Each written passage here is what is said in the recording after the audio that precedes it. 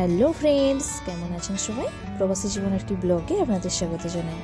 আজ মঙ্গলবার, সকাল এখন 8টা। তবে ছেলের আবার স্কুল ছুটি। এমনিতেও হ্যাপি ইয়ারলি পরীক্ষাটা হয়ে গিয়েছে। তারপরে এই সপ্তাহে সারা সপ্তাহটি জুড়ে চলছে দেওয়ালি সেলিব্রেশন। সব মিলিয়ে ওই দিন 10 মতো ছুটি আছে। তাই আজকে একটু সকাল সকাল রান্নাটা বসিয়ে দিয়েছি। আজকে ওই যে কালকে মেথি শাক নিয়ে এসেছিলো, সেটাও তরকারি হবে। আর এই যে এই পাশে সেই দেশের বাড়ি থেকে চালতা নিয়ে এসেছিলো, সেটাই এখন দেখছি বেশ ভালো ছিল। তাই ভাবলাম একটু চালতার চাটনি করি, সেটা একটু চাটনি পছন্দ করে।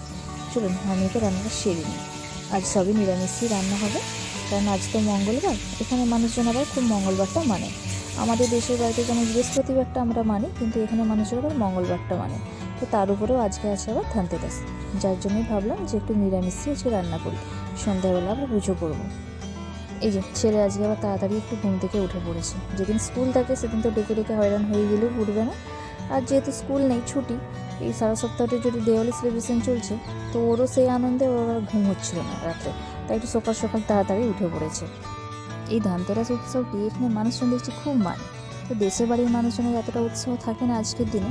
আর এই আজকের দিনে বাজারে এত পরিমাণ ভিড় হয়, তো ওর বাবা এই বছরের এই দিনটি আসলেই বলে যে আমাকে খাবার দিয়ে দাও, আমি দোকানেই খেয়ে নেবো, কেননা এত ভিড় সামলিয়ে আসাটা একদম অসম্ভব।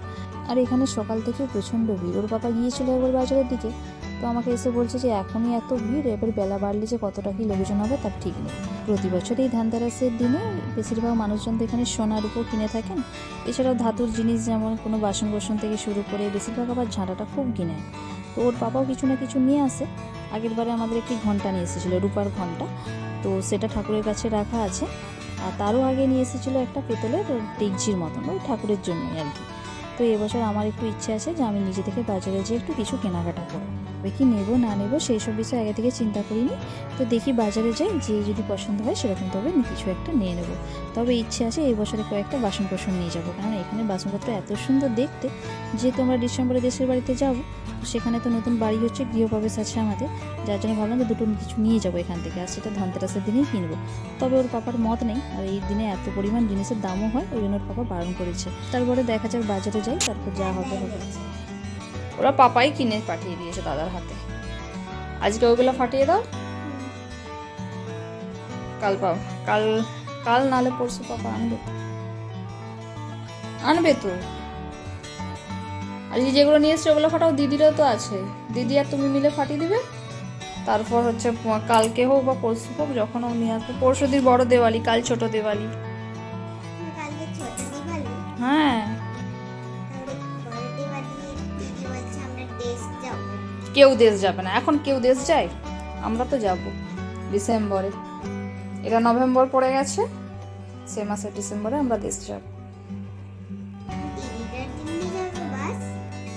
দিল্লি কে যায় এখন, এসব সময় হবে না বলছে। যদি সময় হয় তাহলে যাব সবাই, আমরাও তো যাব। পাপা যাবে না বাবা, পাপা চলে গেলে ঘরে এরা দুজন আছে, কাকা আছে, দাদা আছে, ওরা কি করবে? ওই জন্য পাপা আর এবছর যাবে না। গেলে তুমি আর আমি যাব, আর মাসি মেসো বোন দিদি সবাই যাব। চল এখন একটু পড়ে নাও, তারপরে মাসি দিদি ঘরকে যাবে। দিদি খেলছে আর কি করছে, তখন খেলবে, ঠিক আছে? একটু পড়ে নাও, এখন তো বেলা বেশি হয়নি। যাও একটু পড়ে নাও, আমিও কাজ সারি।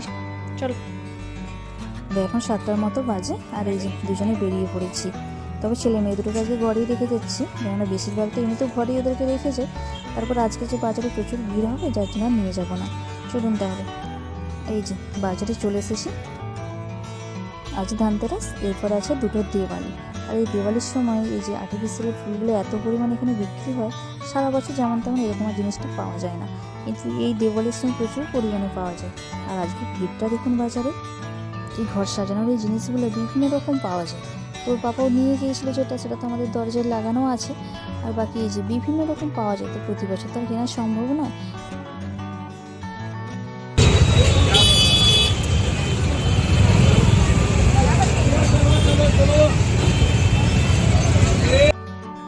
সব ভিড় সামলে এই যে এখন একটা যাচ্ছি বাসনের দোকানে।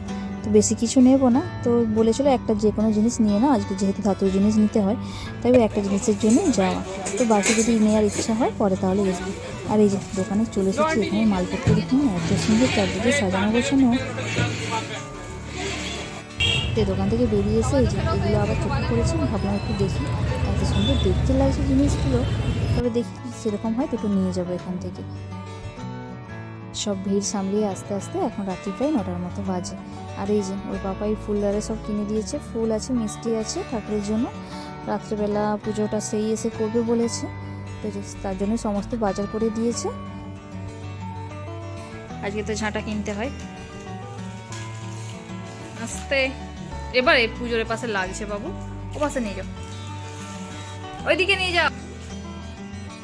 আর এই যে এদিকে একটা নিয়েছি ঝাঁটা, তো নেওয়ার ইচ্ছে ছিল না, ওর পাপাই বললো যে সবাই তো আজকের দিনে নিচ্ছে, তো একটা নিয়ে রাখো, অসুবিধা কী আছে, যার জন্য এই যে এটাই নিয়েছি। তো বোনও একটা নিয়েছে আর আমিও একটা নিয়ে চলে এসেছি। আর এই যে এ পাশের এই গামলাটা দেখে বেশ ভালো লাগছিল, ভাবলাম একটা নিয়ে যাই। এমনি তো অনেকগুলো বাসন কেনার দরকার ছিল, যেহেতু আমার দেশে বাড়ি হচ্ছে, জিনিসপত্র একটু একটু কিনে রাখবো আর কি। কিন্তু আজকে এই বাজারের ভিড়ভাড়টার জন্য আর বেশি কিছু নিইনি, এটা দেখলাম ভালো লাগছে, আমি এটা এখন নিয়ে যাই, পরে যাবো। দেশ যেটা বাকি আছে, 1-1.5 গ্লাস বাকি আছে, তো যখন যাবো তখন ওটা কিছু নিয়ে যাবো। বাবু ওটা রেখে দাও সে পাশে, ঝাঁটাকে এখানে রাখছে, সে পাশে সরিয়ে রাখো, ঠাকুরের ফুলের কাছে রাখো, নিয়ে যাও। এক পাশে যেখানে রেখেছিলাম আমি সেখানে রেখে দাও। চলুন তাহলে ভিডিওটি আজ এখানে পর্যন্তই, দেখা হবে পরের একটি ব্লগে। ততক্ষণ আপনারা ভালো থাকুন, সুস্থ থাকুন, আর ভিডিওটি কেমন লাগলো আমাকে কমেন্টে জানান, আর যদি ভালো লাগে তাহলে একটা লাইক করে দেবেন। চলুন তাহলে ভিডিওটি আজ এখানে পর্যন্তই, নমস্কার।